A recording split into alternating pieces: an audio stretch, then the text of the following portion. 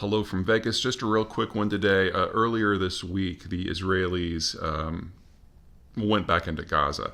So we've had multiple hundreds of strikes and basically full military operations that began again. And so the peace for hostages deal that may have been kind of sort of in place is clearly gone now. And anyone who's interested in negotiating a ceasefire or a truce is just going to have to start from scratch. Unfortunately,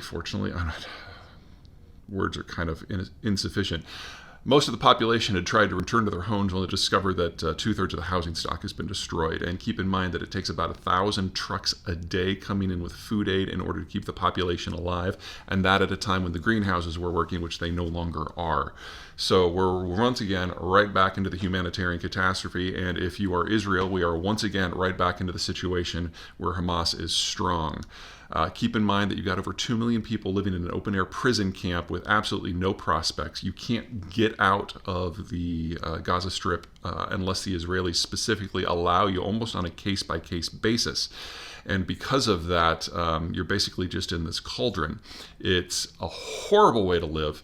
And it makes it very, very easy for militant groups like Hamas to recruit. So if you think of all the big successes that Israel has had recently, they gutted Hezbollah with a brilliant long-term intelligence operations where they blew up cell phones.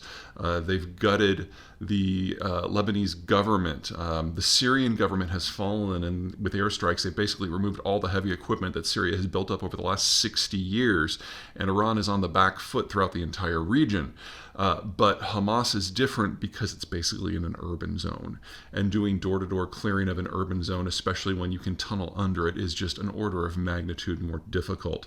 It's not that Israel's been unwilling to put the men and the materials to the work to try to root out Hamas. It's just that as long as there's 2.3 million people there, Hamas will always, always, always, always be able to recruit more. And unfortunately, that just means that a conflict like this doesn't have an end. It's just a question of what minimum tolerance the Israelis are willing to put up with in terms of violence. And it appears, at least for this government, that means keeping troops on the ground in active military operations for the foreseeable future.